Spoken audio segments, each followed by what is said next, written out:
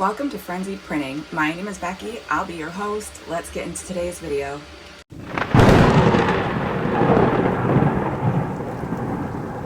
In the first beginner video, I talked about everything that you can find up here in these main menu options. I also have a video about the calibrations menu that goes over all of these calibrations. So without further ado, let's take a look at what version I'm on. Just at the time of this recording, I'm on 1.3.7.3. I'm going to talk about the prepare window. On the left-hand side, we have a little work panel. In this work panel, the first option is printer. These are your printer profiles that you can choose from. If you've purchased a newer model of printer and you're trying to add it to the list of printers available to you, what you'll need to do is, if it is not here when you clicked on the settings button, you'll need to uninstall the slicer and download the newest version of Anycubic Slicer Next. After you've done that, you'll be able to see all of the newest models of printer Anycubic has profiles for in their Anycubic Slicer Next program. You can also create custom printer profiles, and the way you do that is selecting this little edit pencil, and then you can change whatever you'd like to change about your printer. Keep in mind that when you make these changes, they do need to stay within the parameters that your printer is capable of. So you can reset the print area to be as big as you want or as little as you want, but you have to remember how big the printer bed actually is on your printer. Some things you may want to change, like I have done here, is I turned on this little checkbox for my auxiliary part cooling fan for TPU. That's it. I didn't change anything else. My TPU prints come out amazing. I do change some process settings. I'll get into that in a moment. But as far as the printer settings go for the machine itself, that's it. You can change lots of things about the machine, not just the part cooling or the size of the bed. There's so many factors in here that you can change. This is where you can get to machine G-code. This is the start G-code. This is all of the movements that happen during the initial startup of your machine before it starts printing.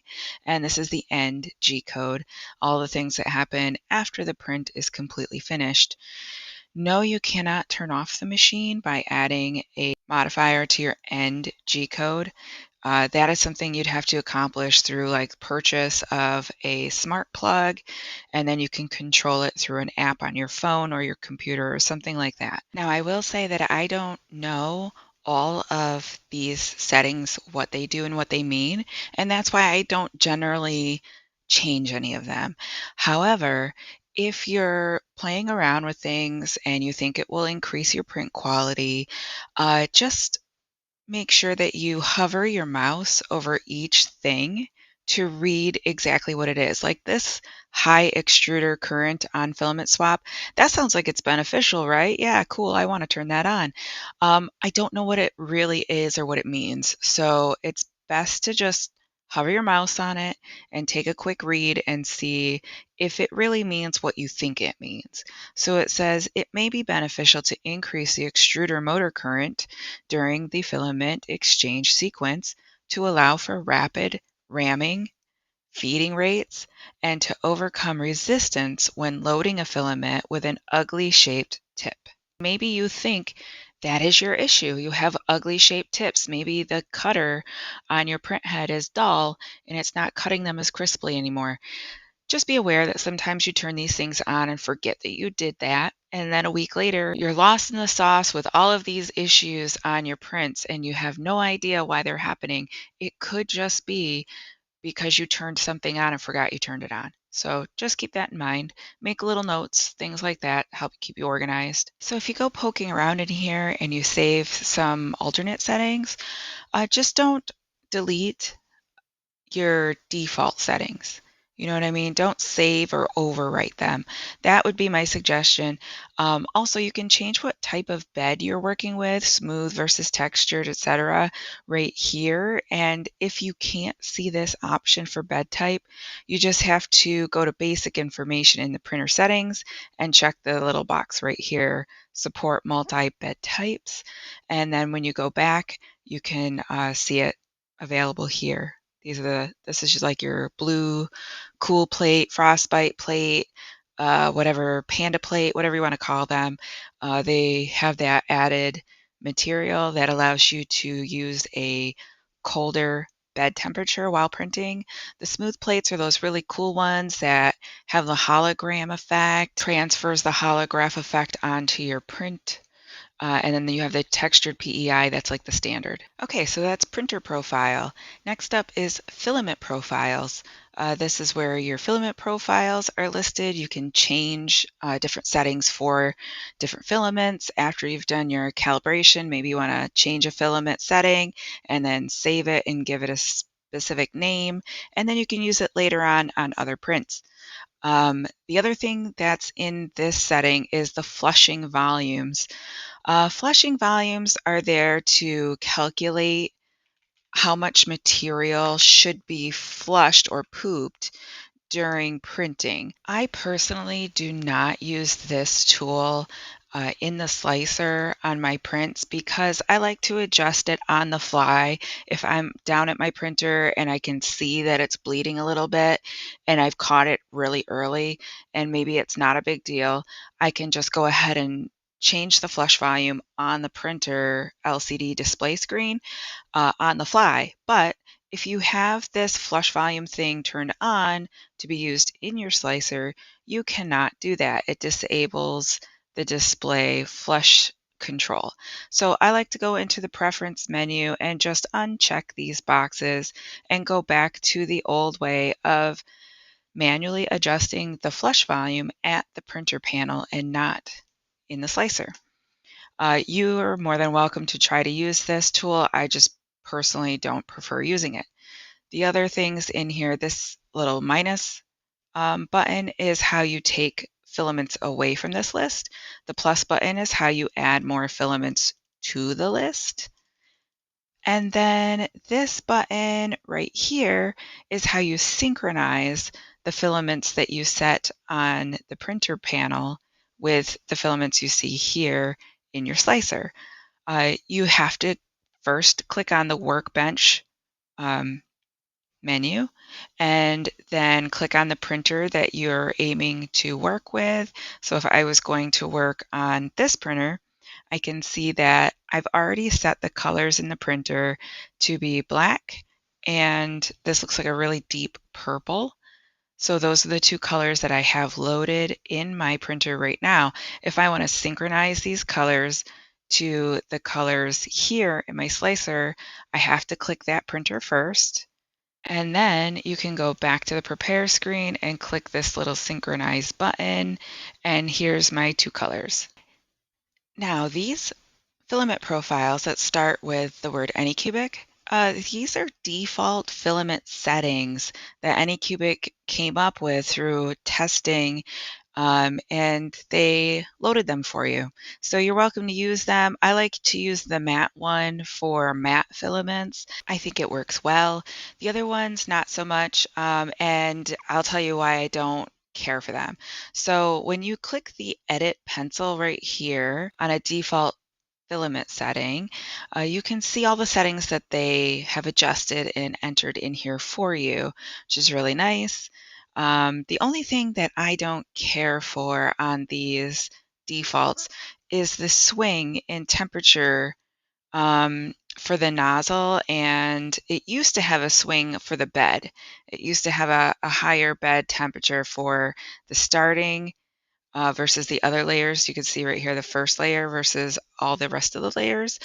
I don't know why, but I just don't think it's necessary, and I don't like it. It just gives me the heebie-jeebies. So I always match them up and then rename it a custom name. And I know that they did this to help with bed adhesion issues. I just don't need it for my purposes because I've already done my calibration, my temperature tower that tells me what the appropriate temperature is for my filament. So I'm going to enter the appropriate temperature that I found during my calibration, and I'm just going to use that for both the first layer and all the others. I think the most asked for profile information is TPU, so I'll show you my TPU settings real quick. If you want to pause the video and write these down or take screenshots, be my guest. So here's my TPU profile that I created after calibrating. So I went through all the calibrations, and this is what I found for my preferred brand of TPU. I print at 225 with a 45 on the bed, and this is my maximum volumetric speed. For cooling, this is what I have here. Sometimes you do have to play with these numbers, especially if you have very fine or delicate details and you want the fan to stay on for longer. So there's that. I have keep the fan on always, slowing down for better layer cooling, force cooling on overhangs, all of these settings. And then settings override, I think, is the most important as well for TPU. Retraction length 1.5, retraction speed 25. I haven't messed with any of these other ones specifically, so these should all be the same as the default TPU profile. Right then, so that's filaments in a nutshell. What else can I talk to you about filaments? Oh, the settings button. The settings button is where you can select more default settings. If you love default settings, you can check some more of these off and add them over here so that when you go to select a default, there's more available to you other than what I have listed here as my defaults. If you have purchased a second ACE Pro, you can see it here on the workbench. When you go to Management, you see ACE Pro 1, ACE Pro 2. That's where you can set the colors for each ACE Pro. I know the color selection on the panel of the machine is very limited. You have to click the picture of the filament spool and then click the pencil first, if I didn't mention that before, so that you can get this filament edit screen to populate. Here is where you can tell what filament type that you loaded into the ACE, and then here is where you can change the color that you load. And you can be very specific too. You can use the whole color wheel and move this dart around wherever you need to match up the specific spool that you put in the ACE. If you happen to know the hex code for the color on your filament spool, you can enter it here. So that's how you can kind of custom set your colors. I know I said it before, but I just wanted to go over that one little detail that you have to click this icon first before you click the pencil, and that you have access to your second ACE right here, and you could do the same thing. The only time that you cannot do this is if your spool has an RFID chip. If it's a chipped spool, it's going to automatically populate and it will not let you change it. So it is what it is at that point. If you are trying to extrude some filament or retract some filament, you can do that right here. Feed means to feed it in and extrude some, and unfeed means to cut the filament and then retract it. This is particularly helpful when you're using the external peg. When you're printing TPU, you do have to use the external rack. Do not try to use the ACE for TPU. So if you had TPU loaded, yeah, so here's the external rack that I have hooked up on one of my max size machines.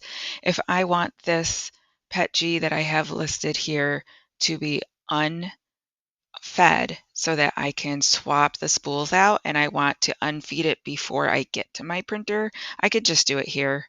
I just click this button. It will warm up the nozzle. It will retract it.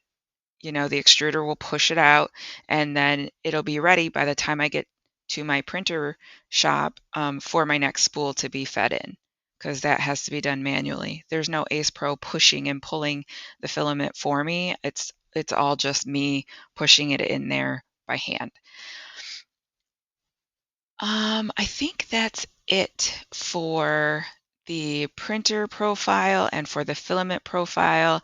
And my next video, I will go over some process settings. There's so much here, so that really does have to be its own video. As always, feel free to put your questions, comments, and concerns in the comments section, and I will respond to you as soon as I can.